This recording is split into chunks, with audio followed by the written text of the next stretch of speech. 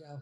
What's up, everybody? Another episode of the Joe and Joe Show. You have myself, Joe Rotunda, the assistant matchmaker for main events, Jolene Mazzone, head matchmaker for main events, and former NABF matchmaker of the year.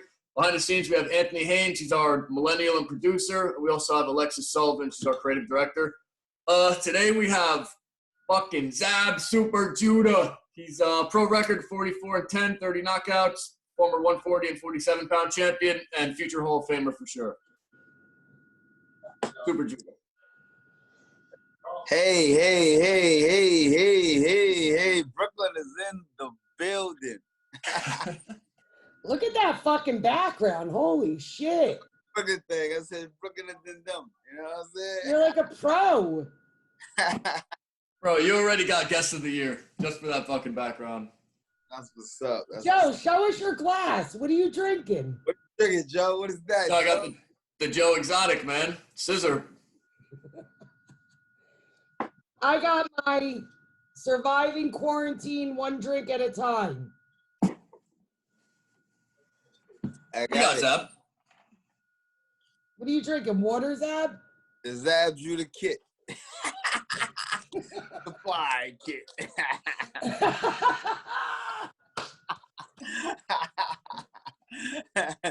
Kids, you're on the enter off now. Don't forget parental advisories. All right, so cool. So let's you want to go right into the scorecards? Yeah. Let's go. All right, it's cool. So for this segment, we're gonna go 6 rounds, 6 different boxing related topics. You're either gonna score a 10-9, in which you're in favor of it, or you're gonna deduct a point, in which you're not in favor of it. Okay. Cool. All right, so first round. This is kind of related to what we're going through today with the sport. Fighting in front of no crowd. What? I'm sorry. I'm sorry. What am I supposed to do? Like what? Yes? You didn't fucking understand it. No, I didn't understand. Like what I'm supposed to do is say yes or what? So yeah, if you're not mad at that, fighting in front of no crowd, considering all the shit going on right now, then you scored a 10-9, in which you are in favor of it, or you deduct a point, in which. So what I look at that for that situation is, I look at as just think about if you get in a fight in the back of the staircase, nobody's there. You know what I'm saying? If you don't fight good and get your ass whooped, you're gonna just get beat up. You know what I'm saying? If you do good, then you're gonna hand out some L's and come out unmarked up and look good. So I think fighting in front of a crowd or not a crowd, I mean the crowd gives you motivation and momentum. But if you can fight, you can fight. So it doesn't matter if a crowd or not a crowd. So I guess I would say 10-9. Yeah, 10-9, yeah. All right, cool. All right, second round. MMA fighters calling out boxers and vice versa. It's a good situation because, you know, if they just like call each other out and we meet in the back staircase, you know, it could be a situation, you know what I'm saying? But, you know, MMA, they want to grab you and wrestle and headlock and all this type of shit. But if I get to let 3 of these shits go out, it's night-night. The shit is over. I don't give a shit how much wrestling and grappling you know. It's not gonna work. So he's for that. He's okay with it. All right, Mike Tyson making a comeback at 53. It's kind of good because I was kind of influenced and helping putting together this situation right now. I've been on the phone with Shannon and Mike, you know what I'm saying, helping out with those guys. And, you know, you know what? I think because it's a charity match and it's going to be with headgear and everything and it's only 3 rounds, I think it's great for boxing. I think it's great for boxing. It's great for entertainment business. I mean, here's a guy that once was one of the most feared fighters of our generation. Now he's fighting, you know what I'm saying, one of the, you know, a big guy that runs around and let's go champ. Like, he's a scary guy. He's fought some of the biggest guys out here today. And I think it's interesting for the situation about where the world is at right now. Yeah. We need to see this interesting situation go down. Yeah. All right, cool. Clarissa Shields versus Laila Ali. Interesting. You know, now Laila Ali at the age that she's at, and you know what I'm saying, let her know I'm all, you know, both of them my sisters. But you know what I'm saying, relatively, it's like me fighting some guy 25 or 23. Yeah, us as veterans, we be like my boy Pernell Whittaker used to say, boy, I burned that boy Joseph. He don't know shit about boxing. You know what I'm saying? Like Roger used to say, no shit about boxing. And Pernell say, boy, who, him? Not ever. You know what I mean? So, you know, I understand how Laila feels, and you know what I'm saying? But you got to also be realistic in the sport. Father time is real. Father time is real, you know what I'm saying? When you get in there with young pugilists that's never been through nothing, that's never been hit hard, never been knocked down, never been cut, scarred, anything. They ready to run through hell with gasoline draws on. A person that's been through that type of situation, you like, I'm not going to run through hell. I'm going to wait at the back door till the shit open up and slip slip out. You know what I'm saying? Because you know it's hot, going to hell. But the young ones that's never been through it, nah. So I mean, and that one right there, realistically, I say Clarissa. You know what I'm saying? OG, Laila, you the OG. Sit back and just let her go through her own life. Don't try to get into that. All right, cool. I like that. YouTubers fighting. Huh? YouTubers fighting. What? Am I for it? Yeah. Are you for it? Are you against it? Yes, I'm for it if they fight each other. If you go up against a professional fighter, then no. Are you going to be against any kind of person with any kind of skill level of that type of situation? No. I agree, because even everybody always says, we ask this question on every show, and they say, no. But I say, what's the difference than a 4-rounder with 2 guys with no amateur experience? 100%. Yeah. As long as they fight each other. Period. 100%. Mm-hmm. All right, cool. Last one. Wearing 40-pound costumes to the ring during your ring walkout. Deontay Wilder. What would I have said to you if you had a 40-pound costume on? You said you would have probably said let's go. You know, Joe's in the ties, so let's go for 100%. Hey asshole, where the hell are you going with that on? that's the Joe to be like, hey, Superman, I know you're Super Junior and shit, but where the hell are you going with that 40-pound goddamn weight on your back? Going in there to defend your championship of the world. Like, where are you going? Take that. I already know. Shit off. Yeah, so that would fuck the costume. Yeah. All right, cool, man. That's it. Scorecards is done. We wanted to know if you could dig into the vault and give us a Whitaker story. Pernell Whitaker story that maybe no one would know about. Oh, man. Not getting any 3 of us arrested. I'm trying to dig in the bag and see which one. I know one of my favorites. Let me hear. Training you in Vegas, in the gym, and who he tried to kick out. Oh, man. Yeah, that was. And that, see, you know what? See, that to me showed character of who Pernell was. You know what I'm saying? I mean, the story was, I'm going to tell the folks out there, you know, I was living and training in Las Vegas. I'm trying to, let me think first, Joe, because I don't want to say the wrong shit and mess people up. But, okay, as far as I was training in the gym with some individuals that was, you know, they was very connected to the streets. Pernell Whittaker came to town to train me. So, you know, how Pernell Whittaker, when he's training me, he got his own set of rules. He don't want nobody in the background talking. He says, Zab hired me. He didn't hire you, so let me do my job. I don't need no help.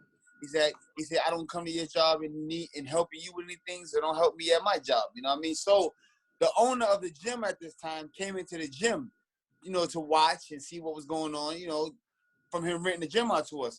So it was a situation where he seen, you know, something going on because he's a person that's into boxing as well. And he seen a situation where he threw a tip out, hey, champ, put your hand up. And Pernell said, excuse me, my man, but, you know, don't talk to my fighter. You know what I'm saying? I don't give a shit about none of that. You know, you stay over there and I'm going to stay over here. Don't, you know, mess around with what I'm doing. But people didn't know at the time, Pernell didn't know at the time, this is the owner of the facility, and number 2, he's a person of, you know what I'm saying, of interest that you might not want to have these type of situations with. You know what I'm saying? So Pernell, you know, Pernell from Virginia, we across the world in Las Vegas, in Virginia Beach, where Pernell live at, he the king. Jaffe Joffa, head honcho, all that shit. I'm like, Pernell, we in Las Vegas. You not the king right here. You know what I'm saying? You know, we in a kingdom, but you not the king. But Pernell and Pernell Whittaker does not understand shit. He doesn't. I'm a king. I got my crown on, and wherever I go, I'm the goddamn king. That's how he thinks. You know what I'm saying? So it was a situation that went down that could have got a little bit dangerous. But one thing I must say, and I always tell people, Pernell Whittaker was by himself. I mean, he was with me, but meaning with, you know, he didn't have no group of people. He was across the world, a country by himself, and he stood his ground like a real G. It could have cost him his life, though. I'm not gonna lie, but he stood his ground like a real 100% gangster. You know, even the person that came into the situation, he was like, "Yo, I like homie. Homie's, you know, homie's. He's crazy for doing that, but I respect him for just, you know what I'm saying, having to stand up in that kind of situation." So, people out there, read through the lines, take the stories, chop it, and put whatever you want to put to it, but that's it. You know, chop it and screw it, put whatever you want to put to it, but that's it. That's the story.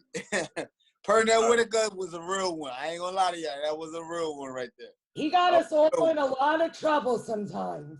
Yeah, 100%. 100%. I mean, that between him, I must say, between him and Arturo Gatti. Yes. Them was two guys. Yo, I'm gonna tell fast. I don't mean to jump the ship or change the story. I got a Arturo Gatti story I gotta tell. I remember we was in training camp, West Palm Beach, Florida. We in training camp. I'm kind of young, you know. I'm still like coming up in the rings. I might have had about maybe 5 to 6 fights, 7 fights. So we in training camp. You know, anybody that know Gatti knows the training camp is early. This is the beginning of training camp. We get the Gotti's still like he's still in party mode and training mode. Party mode, training mode. So we train in the daytime, do good, run up. At nighttime, he like Rachel's. I gotta go out. Zach, what's up? You wanna go out? I'm like, so I'm like, go out, but it's the champ. Hell yeah, champ. I go with you anyway. Long story short, we go out. We get to strip club. We in the club. We throwing ones, having fun. Was it Rachel's? Was it Rachel's? Rachel's. Okay. Drinks are going around. Gotti's drinking. He looking at me, champ. You know, at this time I'm 6-0, so I'm on the discipline. Like, no, champ, we're focused. We're fighters. We can't do this. We can't do that. He's like, you want to drink? I'm like, no. He's like, well, good. That's more for me. Bring me 2 drinks. He said, that's good. That's more for me. The motherfucker drink like a fish all night. By the end, now, mind you, it's like maybe 1 o'clock in the morning because, you know, Florida closed down early. Mind you, he's hit now. Now, one of the bouncers, like, you know, Arturo, he's like, DZ, each time the bouncers, you know, back the fuck up and moves. Now the bouncers calling the other guy, like, excuse me, I need help over here. And he's like, Arturo, I never forget this. Arturo looked at the guys and goes, he said, what? Fuck you. He said, what? Me and my buddy here are fuck you motherfuckers up. Now, mind you guys, we talking about the bouncers of a nightclub, a strip club in West Palm Beach, Florida. Mind you, everybody know me. I'm 5'6". I turned 5'7" over the years. Back in these days, I was 5'6". You know what I'm saying? We talking to 6 foot bouncers. Everybody's 2 and change. I'm 140 pounds, 5'6". Looking at a tall guy next to me. I'm talking about fucking giants. He going, me and my buddy here will kick all of you motherfuckers' ass. And in my mind, I'm going, champ. Let's not do this right now. This is the wrong time to do this. In my mind, I'm like, no way. I'm like, they're going to kill us, bro. Yo, it had to be about 10 of them. But one thing I tell about another one, Arturo Gatti. Woof. Hard, like no other, like none other. Anytime people would call me and be like, I'm going out with Arturo, I'd be like, good luck. Good luck. Like no other. Super fun guys. Pernell Whittaker, Arturo Gatti. God, you know what I'm saying? God, rest in peace, both guys. But both of them, G's. Real G's. A lot of you. If you think I'm lying, ask Pete Joyner. Yeah. For Pernell and for Gatti. And Mikey Red. That's right. Ask them 2 guys, because they was personally hand in hand with them 2 gentlemen. They got story for years. Years. No joke. Sorry about that. Next question. That's cool, man. That was awesome. All right. What if Crawford and Spence happens right now? Who wins? Wow.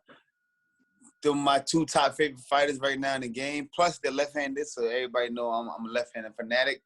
I love the fight. Maybe a year ago, 2 years ago, I thought the fight was premature. I kept saying, if right now, Earl Spence was too big for him. But now time has passed. Terrence Crawford has got saturated to the weight.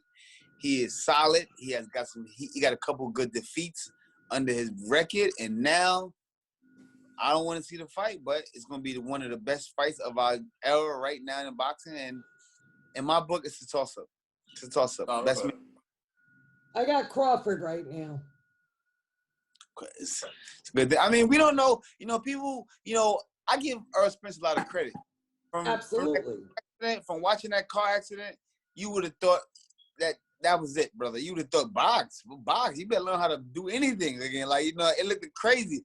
And for me, seeing him and seeing how and speaking to him and seeing that he look like he's gonna come back and be good. Like he's not gonna have a problem.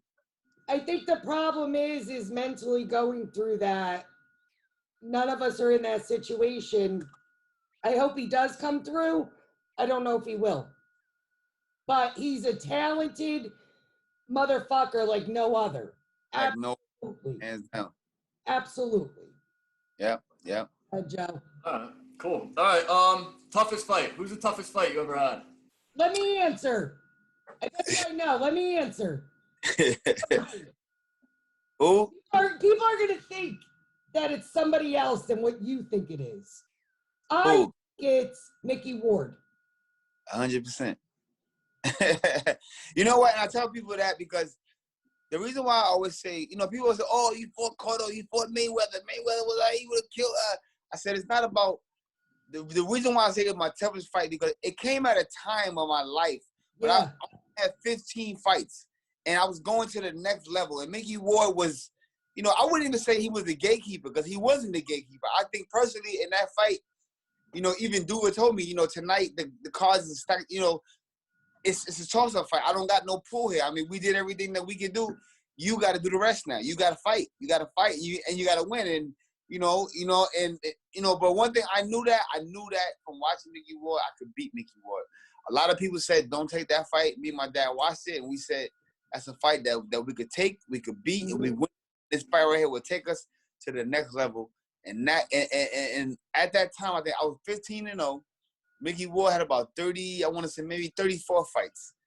No joke. A tough as fucking nails. I mean, I was hitting him with combinations and power punches and everything. I mean, I was knocking guys out at that time. I mean, I had and he's like a statue, and he just stood. He was like nails, man. I mean, I take my hat up to him. And I'm not afraid to say that in front of anybody. Mickey Ward is the toughest guy that I've fought. And it was the best fight for you with learning and adversity, and it was the best time. Right. And so what that says, I want to tell a lot of fighters, I came up, I ain't fighting no poop putts. You watch my record, I ain't fighting no poop putts. I ain't getting no cherry picking career where I fought a bunch of bums into a certain level then. And no, I fought guys like a fight. I fought guys that, listen, brother, it was a couple of nights we showed up and the team was like, are you ready? You train hard? You ready? I'm like, yeah. You're like, oh, okay.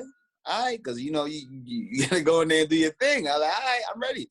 And I went in there and handled my business. You know what I'm saying? But, you know what I mean? Like we didn't have a lot of cherry pickings and just, our shit was, we didn't, you know what I'm saying? Another fight, I tell people, going against we had our back against the wall, going up against Golden Boy. We beat Lucas Matiste. You know what I'm saying? Matiste. Yeah, that was last minute too. And that wasn't even De La Hoya. That's when De La Hoya was playing around with his nose. So at the time, you know what I'm saying, the incomparable Richard Schaefer was running the business. You know what I'm saying? Yeah. So he was running this shit. Oscar was. They were not happy about that. Nah, they wasn't happy. It wasn't happy about that. So I tell Prudential.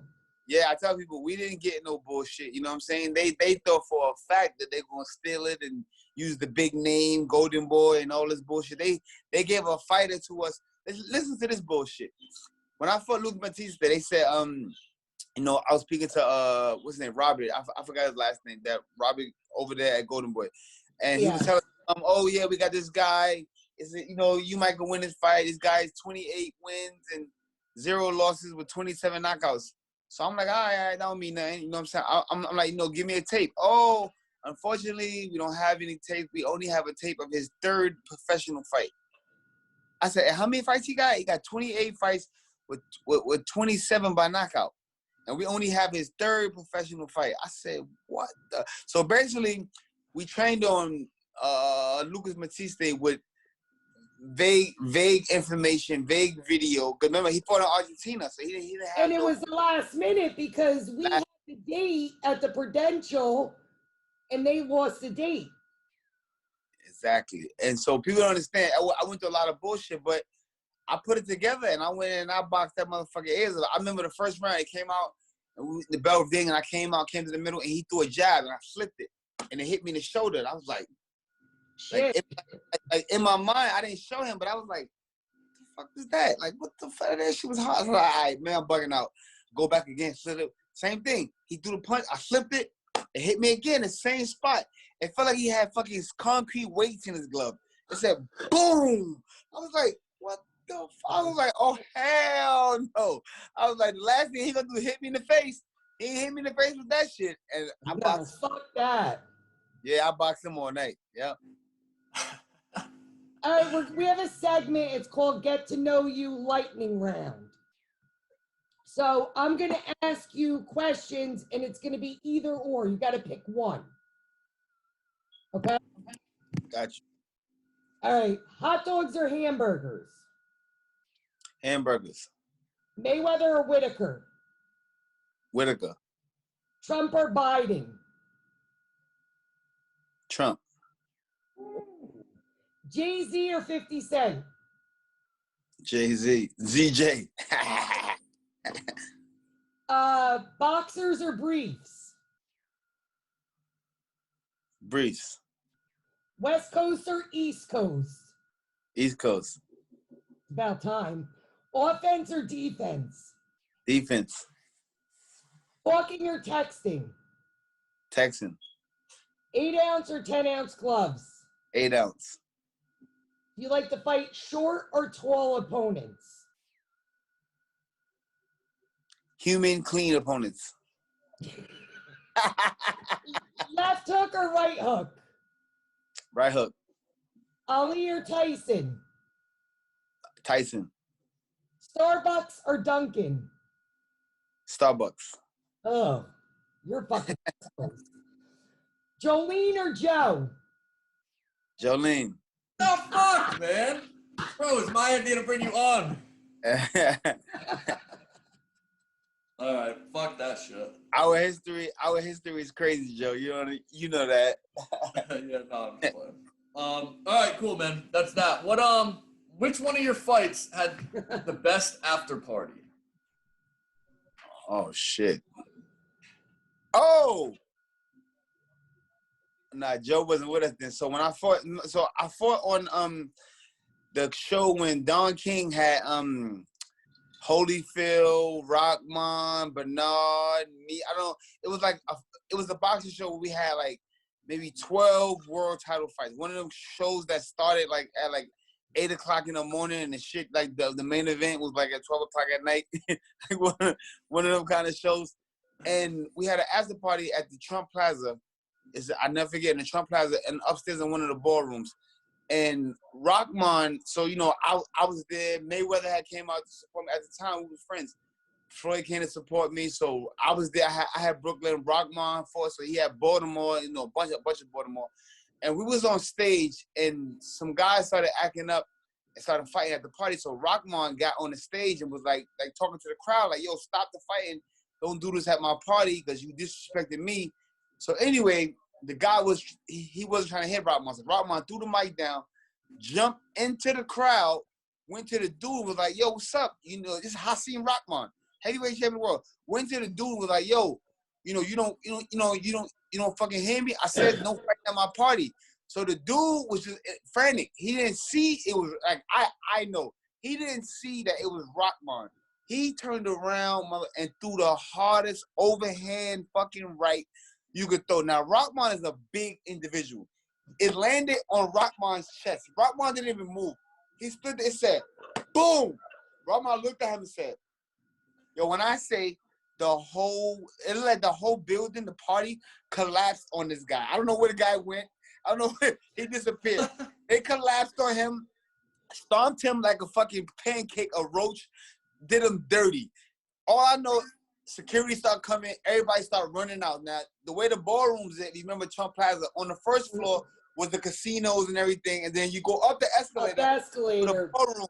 I remember us trying to get the fuck out of there, jumping down, riding down the escalators, getting to where the floor where the casino was at. It was people down there, bodies slamming people on the blackjack table. Boom! It was snatching chips. Yo, I had the homie he had the whole coat full of black chips and all. Yo, I was like, what the? But so now the New Jersey cops are coming in. They got the dogs. They hitting motherfuckers. I see people getting knocked out. I see tasers. All I wanted to do was get the fuck out of there, hit the boardwalk, and get to my hotel. Man, that was the craziest after party I ever had in my whole life. No joke. A lot of people got hurt. A lot of people went to jail. I made it to my room. I was safe. I drove home the next day. I was like, but it was crazy. That was the craziest after party I ever had. Big fight. Trump. You know, I shouldn't say that because Trump might have fucking, you know what I'm saying, incriminate me on these charges and shit. You know, he is the president. I know he's a tedious motherfucker. No, he's bad, you know what? You picked him over Biden, so you're good. Yeah, you know, I thought, I'm gonna tell you, I thought that when you was doing that, I thought maybe it was like questions after, and you was like, I thought you were gonna be like, who would you want, you know, who would you want to put on a at the shooting range on your target, Donald Trump or Biden? That's why. All right, what worst fight week you've ever been a part of? Worst fight week? Yeah, like whether it was weight issues, fucking tickets, whatever bullshit. Danny Garcia? No, probably no. It was not, and it wasn't even my situation. It was when Andrew Galata and Riddick both fought. Where? In the Garden? You remember at the Garden? Lou Duva got knocked out. Remember he got carried out. Yeah. Because see, like Lou was a personal friend of mine. Cause you know, Lou was like you understand how me and Lou met. I mean, how the whole main event shit even. People don't understand. I fought in the Golden Gloves. I had won the Golden Gloves. You know, in Madison Square Garden, you go to the back. I was in my locker room changing up. You know, happy as shit. It's my first pair of Golden Gloves. Lou Duva walks in. I'm like, everybody in boxing know who Lou Duva is. You like, oh shit. So he looked at me and said, wow, kid, how you know how to fight like that?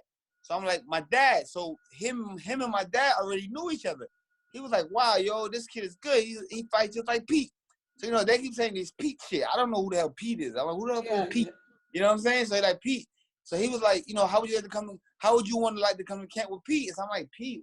I'm looking at my father like, what the fuck is Pete? You know? Who the fuck is Pete? Like, yeah, who does Pete? You know, he like Pernell. So at this time, guys gotta remember, I think the first year the Golden Gloves we snuck in. So you're supposed to be 16, so I can say now it's over. And I'm retired. So I snuck in. I was 15 years old. My dad altered my shit and got us in, got me in. I won. So I was 15 years old, and the man just came to me. I was still in the projects, all this shit. The man just came to me and said, how would you like to go to camp and train with Pernell Whittaker, the fucking invisible oil man that nobody could touch, the pound for pound greatest fighter in the world, one of my idols of boxing that I idolize, that I watch all the time. Would I like to go to camp? What? Are you fucking crazy? Are you shitting me? So mind you guys, remember, I don't know shit about traveling. I never went nowhere without my parents. I'm 50. Oh, I know this story. Yeah, I don't know shit, y'all. I don't know nothing about nothing. So Duva came to me and said, I want to bring you down, you know, but only you can go. You know, your dad can't go. You know, I got my own guys there, trainers, Ronnie Shield, everybody. So, you know, I told him my dad said it's the greatest experience for you. Go. You can't, I can never say no, because how the fuck did I tell you not to go train with Whittaker? Whittaker's the best. Go train with Whittaker. I get down there, y'all. First day. I'm fast forward. It's a month later. First day I get there. You know, I meet Ronnie Shield. I never see Pernell Whittaker yet. Never. I see Ronnie Shield. I see Duva. I even see some of the other fighters that was there in camp. You know, the whole time I'm excited to see Pernell Whittaker. So Ronnie Shields was talking to me like that. So the next morning, fast forward the story, the next morning, after me, you know, greeting everybody, the next morning I wake up and it's an envelope under my desk, under my door, right? So you know what I'm saying? So I look at the envelope, I look at it and I open the envelope, it's cash money, hundreds. You know what I'm saying? Hundreds. It was, I think, about like $600-700. It was called per diem, but I'm not used to this shit. I don't know what the fuck. So I'm thinking, remember y'all, this is my first night. So I'm thinking that maybe somebody made a mistake. They thought somebody else was in this room and they put this money under the door thinking that it went to somebody else. I took the money. Remember y'all, I'm coming out of Brownsville. I'm coming out of Brooklyn, Brownsville. You know what I'm saying? I take the money and I hid the shit in the top of the closet under some shit. I got rid of it. Long story short, we go to the gym that day, train. After the gym, Ronnie's like, come on, we're going to go get something to eat. And so I'm like, you know, I go to the gym, I go get something to eat. Mind you, that day I had did so good. Ronnie was happy with me. Ronnie said, you know, I got your lunch and like that. And he said, by the way, did you get that? You know, now we sitting there, we eating. Now, mind y'all, I'm thinking I got over, y'all. I'm thinking, you know what I'm saying? I'm thinking I got over. I'm thinking I got by. I'm thinking like, yo, I hit it. I hit go. I got some bread. I'm chilling. I'm going to get some Jordans. I'm good. Ronnie tell me, at dinner, I got your food, but did you get that money that I put under your door? So now I'm like, I can't even be like, yeah, I got it. I'm like, envelope? Man, I moved so fast last night. I was tired. I didn't even look. He said, yeah, look under your door. I think it's an envelope. I said, all right, I'm going to check it out. And then I had to play like I, but so long story short, I was stealing my own fucking per diem money. It was like, coming out the hood, I didn't fucking know what was going on. I seen a fucking envelope under my desk the first day. I opened it. It's $600-700 for per diem for food money. I never been through this process before, so I don't know. I'm kid out of the projects. And I'm like, $700 food money? Fuck food. I'm going to the mall and buy Jordans.